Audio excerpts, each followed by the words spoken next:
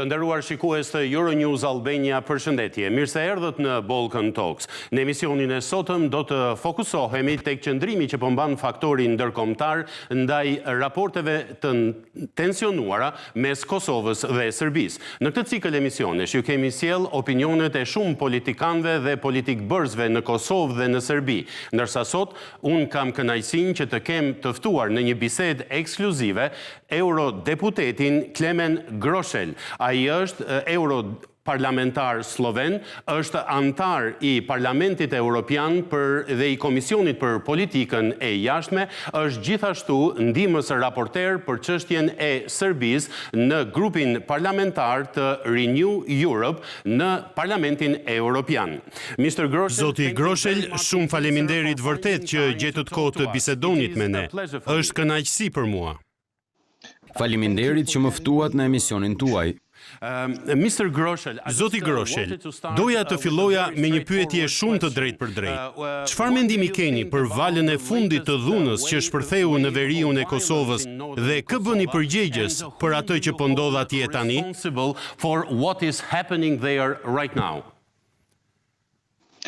I would say that this is the end of very misfortunate and not very thoughtful political decisions coming from... Do të thosha që ky është fundi i vendimeve jo shumë të drejtë dhe fatkeqe politike që vijnë nga të dy palët për fat të keq. Do të thosha që është rezultati që njëra palë, Perëndimi, Bashkimi Evropian dhe Shtetet e Bashkuara nuk ishin shumë të vendosur në lidhje me synimin përfundimtar dhe qëllimin kryesor të kësaj lufte në Kosovë dhe në lidhje me zgjidhjen e debateve me Serbisë dhe Kosovës. Nga ana tjetër, kemi edhe politikën serbe që po përjeton probleme të brendshme. Edhe nga pala tjetër, kemi disa probleme në Kosovë. Pra rezultati përfundimtar është dhuna, që është e papranueshme dhe mendoj se të dyja palët, sidomos Perëndimi, Bashkimi Evropian dhe Shtetet e Bashkuara, duhet të bëjmë presion politik që Serbia dhe Kosova të arrijnë në ujdi në tryezë. Duhet të gjejmë zgjidhje për këto probleme. Mr. Groshel, Zoti Groshel, ne po ndjekim deklarantat e Parlamentit Evropian, të Komisionit dhe drejtuesve të vendeve të fuqishme si Gjermania, Franca, Shtetet e Bashkuara e tjerë. Ata po i bëjnë shumë presion Kosovës, kryeministrit Albin Kurti, për të rikthyer në tryezën e negociatave. Ka shumë shqetësime në Kosovë, sipas së cilave Perëndimi po i bën më shumë presion Kosovës se sa Serbisë. A e keni edhe ju këtë shqetësim apo mendoni se qasja është e përsosur kundrejt të dyja vendeve njëkohësisht? It is the perfect approach towards these two countries at the same time. No, this is definitely not the perfect approach. I would say that a little bit more pressure should be put on Serbian side. We saw what the last negotiations in Brussels. Jo, përfundimisht nuk është qasja e përsosur. Do thosha që pak më shumë presion duhet i bëhet palës së Serbisë. I pam negociatat e fundit në Bruksel, po ashtu edhe në Maqedoninë e Veriut që kishte një përpjekje për të marrë një vendim dhe për të gjetur një zgjidhje për këtë çështje. Serbia nuk e zbatoi atë që u vendos në atë negociat. Do të thosha se duhet u bëhet presion të dyja palëve, ndoshta pak më shumë Serbisë për të qenë shumë i sinqert. Së pari duhet të kemi një ide të qartë çfarë duan të arrijnë Bashkimi Evropian dhe Shtetet e Bashkuara nga ky konflikt. Mendoj se duhet të kërkojnë një zgjidhje shumë të qartë për çështjet e hapura të lidhura edhe me Kosovën edhe me Serbinë. Duhet të kemi një ide të qartë çfarë duam në Ballkanin Perëndimor dhe kjo duhet të mbështetet me një politikë shumë të qartë me të ardhmen në Ballkanin Perëndimor.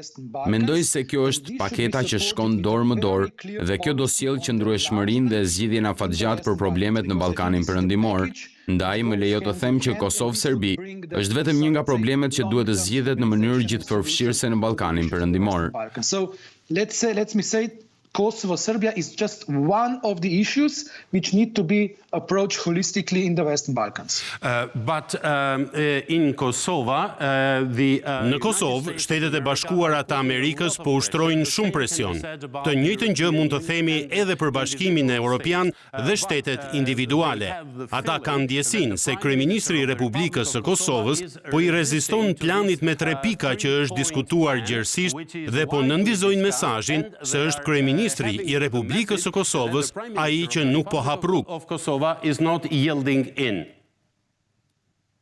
Yes, because the question which is this in this 3-point plan is the question of this zajednica srpskih opština, so the Serbian local communities. Po, sepse çështja në këtë plan me 3 pika ka lidhje me komunat me shumicë serbe në veriun e Kosovës. Mendoj se mund ta kuptoj nga se ka frikë kryeministri Kurti. Jam pak dakord me këndvështrimin e tij sepse nuk mendoj se as Ballkani Perëndimor, as Kosova s'ka nevojë për një tjetër Republikë Srpska, sepse nuk duam të arrijmë këtë në Ballkanin Perëndimor. Mendoj se qasja e vërtet dhe e saktë do të ishte zgjerimi dhe integrimi në BE, sigurimi dhe mbrojtja të drejtave të çdo qytetari. Nuk do të vazhdoj më tej sepse pritshmëria e Serbisë për rrjedhjen e ngjarjeve është të ketë komunat me shumicë serbe si Republikë Srpska dhe të shoh ç'do të ndodhë. Do të thosha që konteksti në rastin e Kosovës nuk është i njëjti si në Bosnjë. Serbian municipalities alike Republika Srpska, and we see what is going on with Republika Srpska. And also I would say the context in the case of Kosovo is not the same as it was in Bosnia. Nonetheless, Mr. Groshel, there are a lot Megjithatë, zoti Groshel, shumë negociator amerikan dhe europian, përfshirë këtu zotin Lajçak, zotin Borrell, zotin Escobar, por jo vetëm ata, edhe më të fuqishëm si Anthony Blinken, po këmbgulin që asociacioni i komunave me shumicë serbe do të jetë brenda ligjit evropian, brenda ekspertizës dhe të drejtave europiane. Kështu ata nënvizojnë se Kosova nuk duhet të shqetësohet fare për krijimin e një tjetër Republike Srpska në veri të vendit. Unë nuk mendoj se ju jeni dakord me këtë këndvështrim të tyre. You share their point of view as well. No, because this could lead, there are many issues. And this is why I said at the beginning that we need to have a holistic approach towards the Western Balkans. Because solving Kosovo and the Jo, sepse kjo mund të na çojë, shiko, ka shumë çështje. Prandaj thash në fillim që duhet të kemi një qasje gjithëpërfshirëse për Ballkanin Perëndimor. Të flasim drejt, nëse zgjidhet problemi i pakicave serbe në veri të Kosovës, do të ketë pasoja për të gjithë rajonin. Pra më shqetëson shumë se disa njerëz në Bruksel dhe në Washington nuk e kuptojnë se gjithçka ndodh në Kosovë do të ketë pasoja për Bosnjën, Malinezi dhe shumë vende të tjera në rajon. Ndaj mendojeni dy herë, çfarë po kalojmë, cila është zgjidhja, sepse nëse pasojat negative të kësaj zgjidhjeje përkeqësohen, nuk e zgjidhim fare këtë problem. Pasojat e këtij vendimi mund të jenë shumë negative dhe veçanërisht nga zoti Lajçak pres të ketë një perspektivë shumë të qartë, cili është statusi i fundit në Kosovë dhe çfarë do të thotë për shembull për Bosnjën. Të mos harrojmë as Malinezi. What it means, for example, for Bosnia, let's not forget Montenegro. Edhe Maqedoninë e Veriut. Mr. Groshel, there were Zoti Groshel, shumë antarë të Parlamentit Evropian e kritikuan zotin Lajçak për qëndrimin e tij kundrejt negociatave dhe mendonin se ai po favorizonte Serbinë në këtë dialog. Kishte antar gjerman, por dhe nga vende të tjera, që jam i sigurt se ju i njihni më mirë se unë. A mendoni se është një trend tashmë në Parlamentin Evropian për të kritikuar negociatorët, madje kishte edhe disa prej atyre që kërkuan dorëheqjen e zotit Lajçak. Lajçak's resignation. Yes, look, the problem is that Mr. Lajçak it's not his first Po, time. shiko, problemi është se zoti Lajçak si ishte për herë të parë në Parlamentin Evropian. Fatkeqësisht nuk arrita të merrja pjesë në këto diskutime. Do të doja shumë, por kishte disa arsye për shkak të cilave nuk munda. Shiko, problemi është se po e bëjmë këtë paqe për Serbinë në 10-12 vitet e fundit a më shumë. Rezultati është se të gjitha çështjet e shtruara në tavolinë, le të themi 10 vjet më parë, janë aty akoma. Kemi probleme me Bosnjë-Hercegovinën, kemi problemin edhe me Kosovën dhe tani zoti Lajçak thotë se ka zgjidhjen e përsosur edhe pse kishte të njëjtin plan. Më duket se ishte para një viti e gjysmë kur kishte një tjetër zgjidhje të përsosur. Tani më në fund në negociatën mes Kosovës dhe Serbisë për zgjidhjen e këtij problemi dhe këtij konflikti mes tyre, por asgjë nuk u arrit. Tani u parashtrua, kemi një marrëveshje që sufirmos nga Serbia. Kemi Serbinë që po bën hapa mbrapsht nga parimet dhe standardet themelore. Mendoj se duhet të kemi një politikë pak të ndryshme në këtë rajon. Dhe për këtë problem, Which will be your suggestion? Cili do të ishte sugjerimi juaj, zoti Groshel, në lidhje me politikën që duhet zbatuar pikërisht në qetësimin e këtyre dy fqinjve, duke u siguruar që ata do të përparojnë ndoshta ngadalë, por me siguri drejt integrimit evropian? What we should assure at the moment is that there is a stability, but not in a negative sense. So we need to keep a very cool heads on all sides. The next step Duhet të sigurohemi tani të ketë qëndrueshmëri, por jo në kuptimin negativ. Duhet të ruajmë gjakftotësinë nga të gjitha palët. Hapi tjetër është të kemi një perspektivë shumë të qartë evropiane për të gjithë rajonin. Në këtë strukturë të prezantuar tashmë nga presidentja e Komisionit Ursula von der Leyen, në fjalimin e saj në Bratislav, duhet të gjejmë zgjidhje për çështjet e ndryshme në Ballkanin Perëndimor. Pra për të zgjidhur problemet e Kosovës dhe Serbisë, duhet të kemi një strukturë shumë të qartë për integrimin e Kosovës, Serbisë, Bosnjë-Hercegovinës, Malit të Zi, të gjithë Ballkanit Perëndimor, edhe të Shqipërisë që do të vijojë në vitet në vijim.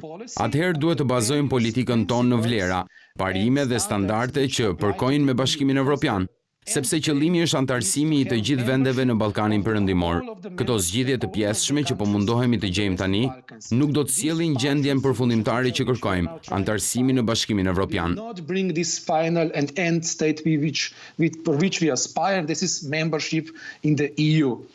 Mr. Groshel, there was a point immediately after the Zoti Groshel, me njëherë pas pranimit nga të dyja palët të marrëveshjes së Ohrit, Kosova aplikoi për anëtarësim në Këshillin e Evropës. Serbia reagoi negativisht, as pak në linjë me atë që u arrit në Ohër.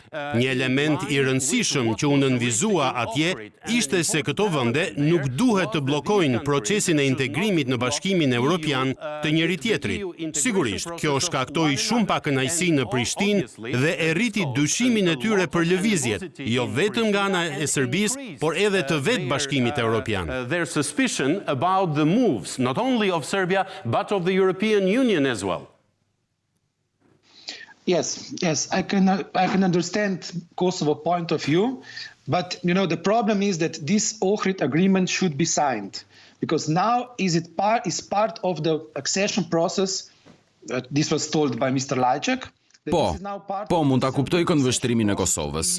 Por problemi është se marrëveshja e Ohrit duhet firmosur, sepse tani është pjesë e procesit të pranimit, këtë e tha zoti Lajčák. Tani kjo është pjesa e procesit të pranimit të Serbisë në BE. Tani në Serbi mund të shohim dhe të dëshmojmë që ka një ngërç shumë të dukshëm në procesin e pranimit të Serbisë në Bashkimin Evropian. Pra do të thosha që Serbia po luan jo Serbia, por qeveria e zotit Vučić, po luan një lojë shumë të rrezikshme. Nga njëra anë po e përdor Kosovën si justifikim nacionalist për të ruajtur tensionet politike e nacionaliste në vend, sepse e dim që ka nivel të lartë pakënaqësie në popullatën e Serbisë. Nga ana tjetër nuk po investojnë qëllimisht kohë dhe dëshirë politike në bisedimet anëtarësimit. Tani ka një ngërç dhe zoti Lajčák po përpiqet ta qetësojë disi palën serbe për të filluar përmbushjen e kësaj marrëveshjeje të Ohrit, edhe pse Serbia e tha që nuk ndihet e detyruar ta përmbush këtë marrëveshje. Ndaj mendoj e thash që në fillim, na duhej kjo strukturë ku do të ketë disa kushte. Këto kushte do të jenë pjesë e strukturës dhe do të mbështeten fort nga një mekanizëm kushtëzimesh. In which there will be set of conditions, and this set of conditions should be part of this framework and heavily supported by a very clear mechanisms of conditionality. Mr. Groshel, I read Zoti Groshel, kam lexuar me vëmendje të gjitha intervistat tuaja me gazetarët e tjerë në Ballkan dhe doja të ndaja me ju disa citime nga këto intervista. Në njërin prej tyre ju keni thënë: Serbia është një vend ku parimet themelore të demokracisë nuk funksionojnë. Një vend që është vjedhur plotësisht nga regjimi në pushtet dhe ku nuk ka fare vend për kritika ndaj qeverisë. Doja ta lidhja pikërisht me atë që thatë pak më herët, lidhur me politikën e paqëtimit, që sipas jush po tregon dhe po manifeston perëndrimi kundrejt Serbisë. Si e shpjegoni ju këtë zotëri? Serbia. How do you explain it, sir? Yeah, that's very simple, because Serbia is perceived as one of the major players in the Western Balkans. So everyone is expecting that we need to assure that Serbia stays, let's say, the positive player. Është shumë e thjeshtë sepse Serbia shihet si një nga lojtarët kryesorë në Ballkanin Perëndimor. Pra të gjithë presin që të sigurojmë që Serbia të jetë lojtari pozitiv në Ballkan. Por mendoj se duhet të diferencojmë midis asaj se cila është qeveria e Vučić në Serbi dhe cilat janë aspiratat e popullit serb. Besoj akoma, jam shumë i bindur se populli serb do të jetë pjesë e familjes dhe komunitetit në Bashkimin Evropian, ndërsa Vučić dhe elita politike në Serbi po luan një lojë tjetër, duke përdorur këtë aspirat të popullit serb vetëm për të ndenjur në pushtet, sepse kur procesi I vërtet I pranimit do të fillojë, kur të zbatohen këto reforma, është shumë e dukshme që mbretërimi I Vučić në Serbi do të fillojë të zvoglohet. Do të ketë një sër mundësish për pikpamje të ndryshme në Serbi. Këtë po mbron tani Vučić tani. Fatkeqësisht mendoj se shumica e komunitetit ndërkombëtar po përqendrohet më shumë te zgjidhja e këtij problemi. Të bëjmë diçka për të ndaluar tensionet që janë të pranishme tani. Pastaj do të përpiqemi të zgjidhim më vonë problemet e tjera. Kjo është vërtetuar se s'ka qenë kurrë e suksesshme dhe nëse shikoni ç'ndodhi në Bosnjë pas marrëveshjes së paqes në Dayton, këto janë mësimet që duhet të kujtojmë të gjithë. Duhet të kemi zgjidhje gjithëpërfshirëse, jo të përkohshme. We should all remember. We need to have a holistic solutions, not a temporary one. Zoti Groshel, doja të vazhdoja me një tjetër citim tuajin. Aktorët e jashtëm e lejuan lëvizjen e brendshme dhe jo demokratike politike për presidentin Vučić në këmbim të një zgjidhje të problemit me marrëdhëniet me Kosovën. Dhe ai vazhdon të luajë. Mund të na shpjegoni më gjatë këtë opinion tuajin, ju lutem? Yes, of course, because the expectation from Vučić all the time was that he will deliver, that he is politically strong enough to find a solution to these long-standing issues of Kosovo and Serbia relations.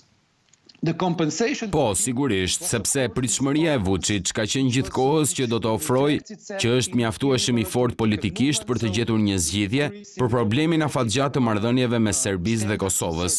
Kompensimi për të ishte sigurisht toleranca që u pasqyrua në lëvizjet jo liberale politike duke ulur standarde demokratike në Serbi. Kjo ishte ujdia që u pranua mes Bashkimit Evropian dhe shumë aktorëve të tjerë perëndimor. Tani në realitet Vučić s'ka zbatuar asgjë nga këto. Ndaj po flasim akoma për të njëjtat probleme si 20 vjet më parë. Prandaj thash që duhet të kemi një marrëveshje gjithëpërfshirëse, që t'i zgjidhë të gjitha çështjet dhe të dyja palët duhet ta pranojnë. Përndryshe do të ketë pasoja për të dyja. Pra duhet t'u japim mundësinë për të pranuar këtë zgjidhje gjithëpërfshirëse të dyja palëve. Por kjo duhet bërë dhe kjo zgjidhje duhet të prezantohet nga Bashkimi Evropian dhe Perëndimi. Pastaj të dyja palët duhet të bien dakord. Cila do qoftë marrëveshja përfundimtare, të dyja palët duhet ta pranojnë dhe ta zbatojnë. Zoti Groshel, si e vlerësoni ju propozimin e kryeministrit shqiptar Edi Rama lidhur me organizimin e një konference ndërkombëtare për Kosovën dhe Serbinë për të nxjerrë maksimumin, që me siguri është pikërisht ajo që thoni dhe ju, apo jo? Probably the maximum is exactly what you're saying, isn't it? I would say that we need a conference on the Western Balkans. Do të thosha që na duhet një konferencë për Ballkanin Perëndimor në përgjithësi. Siç e ka përmendur kryeministri juaj, mund të ketë një event të veçantë për marrëdhëniet Kosovë-Serbi, por na duhet besoj se është koha që të gjithë vendet në Ballkanin Perëndimor, veçanërisht Kosova dhe Serbia, pastaj deri diku edhe për Shqipërinë, t'i hedhin idet në një tavolinë që të mund të shohim cilat janë zgjidhjet e mundshme, sepse këto negociata të pjesshme që po zbatohen tani, po shohim që nuk po sjellin rezultatet që po shpresojmë. We can see they don't bring the results we are hoping for. And it looks, Mr. Groshel, that the international community... Zoti Groshel, duket se komuniteti ndërkombëtar, sidomos Shtetet e Bashkuara të Amerikës, po këmbgulin në uljen e tensioneve dhe organizimin e zgjedhjeve në veri, dhe pastaj të dyja palët duhet t'i kthehen marrëveshjes së Ohrit. Pra për momentin, nuk duket se ajo që ju po sugjeroni dhe ajo që po sugjeron kryeministri shqiptar të jetë për momentin perspektiva e duhur për negociatorët dhe aktorët e tjerë të fuqishëm ndërkombëtar. The right perspective for the international negotiators and the international powerful actors. Yes, I would say that some part of the international negotiators are trying to avoid, if you have this kind of conference, you will need to... Po, do të thosha që një pjesë e negociatorëve ndërkombëtar po përpiqen ta shmangin, nëse bëhet një konferencë e tillë, duhen ftuar disa lojtarë, le të themi në komunitetin ndërkombëtar, që nuk janë shumë në linjë me atë që ne presim për Ballkanin Perëndimor. Pra procesin e zgjerimit të Bashkimit Evropian dhe çështjet e lidhura me të. Por mendoj se kjo zgjidhje gjithëpërfshirëse duhet të merret seriozisht dhe në konsiderat sepse e pam Kishim një marrëveshje e quajtur marrëveshja e Ohrit, por në fund asnjëra palë nuk donte ta firmoste. Neither of the sides was willing to sign it, So if you don't have this final Nëse nuk arrihet ky konkluzion përfundimtar, cili është qëllimi të përsëritesh të njëjtin veprim, sepse siç e ka thënë edhe Einsteini, të përsëritesh të njëjtin veprim, do të marrësh të njëjtin përfundim. Ndaj na duhet diçka e re për të marrë një rezultat të ri. Mund të shohim edhe se ajo që po ndodh në Bosnjë, prandaj e them gjithkohës, ajo që po ndodh në Bosnjë ka pasoja për Kosovën dhe pjesën tjetër të Ballkanit Perëndimor. Pra ishte një plan për Bosnjën që s'ishte shumë i suksesshëm. Mendoj se për këtë arsye duhet të hedhim më shumë energji dhe kohë në marrëdhëniet Kosovë-Serbi dhe të gjejmë një zgjidhje që në fund mund të jetë e pranueshme jo vetëm për Kosovën dhe Serbinë, por që të mos ketë pasoja negative për të gjithë rajonin.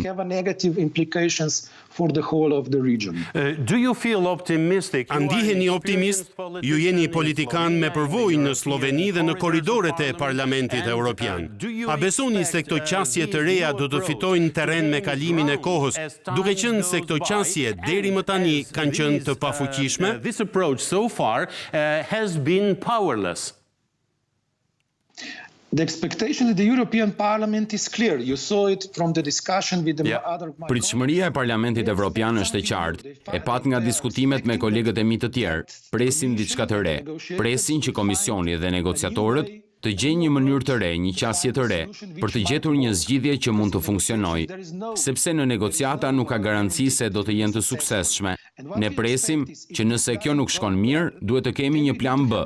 Kam frikë se nuk ka plan B, sepse në Bosnjë kam parë që s'ka plan B për momentin, edhe pse gjërat s'po shkojnë shumë mirë. Në shumë raste të tjera s'ka plan B, por duhet të ketë. Mendoj se duhet të investojmë energji, kohë, vullnet politik për të gjetur një zgjidhje të pranueshme, por duhet të kemi parasysh gjithkohës se në këto lloj konfliktesh ka gjithmonë kompromise të dhimbshme. Të dyja palët duhet ta kenë parasysh këtë fakt. Në fund do të ketë kompromis, mund të jetë i dhimbshëm, por është mënyra e vetme për të ecur përpara. And both sides need to be aware of this fact.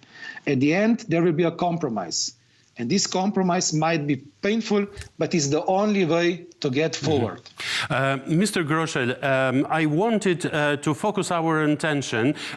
Zoti Groschel, doja të përqendroja vëmendjen tonë në një tjetër zhvillim madhor. E përmendët pak më herët në përgjigjet tuaja.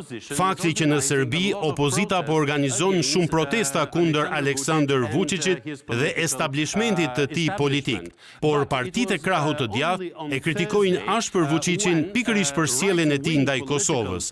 Pra, ndonjëherë opozita në Serbi është edhe më radikale kundrejt Kosovës dhe njëkohësisht kundër perëndimit gjithashtu. A është ky një element shqetësues për ju kur analizoni situatën e brendshme në Serbi dhe ndikimin që ajo ka në arenën ndërkombëtare? Worrying element for you when you analyze the internal situation in Serbia and the impact it has on the international arena? Look, the internal Serbian politics are a little bit more complex because you have different, I would say, layers of opposition. The right-wing opposition... Politika e brendshme serbe është pak e ndërlikuar sepse ka shtresa të ndryshme opozitare, do të thosha. Opozita e ekstremit të djathtë po luan rolin e tij dhe në shumë raste është e vërtetuar që s'ka ndodhur rastësisht, por është pjesë e një loje të mirëmenduar nga Vučić dhe partitë e tij. Pra sigurisht, të djathtët do ta ngrenë gjithmonë këtë problem për Kosovën, do të jenë radikal, do të përfaqësohen si kërcënim, por duhet ta kuptoni që kjo është loja. Kemi negociatorët dhe të gjithë e dinë si luhet loja sepse jemi në Ballkan. E dim sa marifete mund të ketë në negociata. Nuk do t'i kushtoja shumë vëmendje, deri diku po, sepse përfaqëson një pjesë të shoqërisë së tyre radikale serbe, por në përgjithësi, mendoj se asnjë nuk do për shkallëzim në Ballkan dhe të gjithë duan një të ardhme të begatë. Kësaj duhet i mëshojmë, jo se çfarë po bën kjo pjesë e opozitës serbe. Mendoj se shumica e popullatës serbe e kupton se në fund për çështjen e Kosovës do të ketë kompromis. Duhet të gjejmë edhe kohën për ta bërë këtë kompromis të pranueshëm për palën kosovare dhe serbe, sepse koha ndonjëherë mund të luajë një rol shumë të rëndësishëm. There will be a compromise. What we need to find is also the timetable how to make this compromise acceptable to Kosovo side and to Serbian side, because time sometimes can play a very important role. Mr. Groschel, when the German, French Zoti Groschel, kur u paraqit propozimi franko-gjerman, të dyja palët nguruan dhe pastaj Washingtoni, Berlini dhe Parisi ushtruan ndikimin e tyre të madh. Kryeministri Kurti dhe presidenti Vučić në parlamentet respektive thanë se na e dhanë vetëm një opsion, atë mere ose lëre. A prisni të vazhdohet kështu edhe në të ardhmen e afërt, pra që këto shtete të fuqishme do të skicojnë një tjetër propozim dhe do ta paraqesin atë në formën mere ose lere, apo për të qenë më i saktë, mere ose mere? I would propose a different approach. Do të propozoja një tjetër qasje, do të propozoja të përgatitej një propozim, të shpërndahej të dyja palëve si kërkesë për komente rreth çështjes. Negociatat janë zgjatur aq shumë sa tani e dim ç'presin palët respektive. Kështu mund të bëjmë një propozim të mirë, t'i lëmë të bëjnë komente dhe të gjejmë pikat e përbashkëta, të hidhet hapi i radhës i negociatave dhe në fund të propozohet një kompromis që do të jetë i pranueshëm ose mund të jetë i pranueshëm për të dyja palët. Sigurisht, nëse nuk ecën kështu, të përdoret pak metoda shpërblim dëshkim. Might be acceptable to both parties, and of course, if it doesn't go other way, put a little bit of, I would say, stick and carrot to it.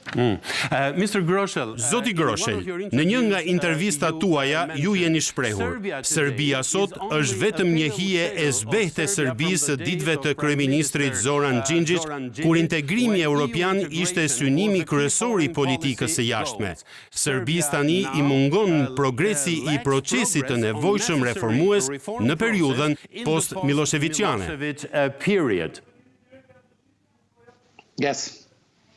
Look, because at that time, it was actually my first visit to Serbia after fall of the Milošević. I was a researcher at the Faculty of Social Sciences in Ljubljana at that time, and there was this shiko, sepse aso kohë ishte vizita e parë në Serbi pas rënies së Milošević. Ishte një studim në Fakultetin e Shkencave Shoqërore në Ljubljan. Aso kohë kishte energji pozitive.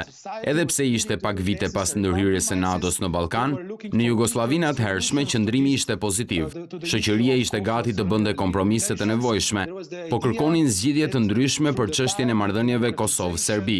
Ishte ideja që me kohë përmes demokratizimit, me zhvillimin e Serbisë, me rritjen ekonomike, me përfitimet shoqërore dhe ekonomike, me mirëqenien e shoqërisë serbe, do të ketë një kompromis të kësaj çështjeje të dhimbshme, le të themi për shoqërinë serbe. Por ndodhi që na erdhi një qeveri e re, qeveria e Vučić, që po e trajtonte çështjen e procesit të integrimit në Bashkimin Evropian me natyrë teknike, jo me natyrë transformuese, sepse kurdo që të hyjmë në BE, do të ketë transformim, shoqëria, ekonomia, gjithçka ndryshon. Për mirë do të thosha, kjo nuk ndodh në Serbi, njëkohësisht dhe paralelisht, Vučić po bënte politika nacionaliste, e cila u lidh pak me çështjen e Bosnjës, por më shumë me çështjen e Kosovës. Ishte shumë i aftë për të luajtur këto letra nacionaliste, sepse nëse po e bëni me sinqeritet një proces pranimi, ideja e nacionalizmit do të shuhet. Prandaj them se janë dy procese që e përjashtojnë njëri tjetrin, por duhet të vendosësh, a do të shkosh në Bashkimin Evropian, apo do të vazhdosh me këtë nacionalizëm që nuk përkon me procesin e pranimit në BE. Kjo është çështja madhore për Serbinë. Actually excluding each other, but you need to decide either you're going to the EU or you are going to this nationalistic way forward, which is not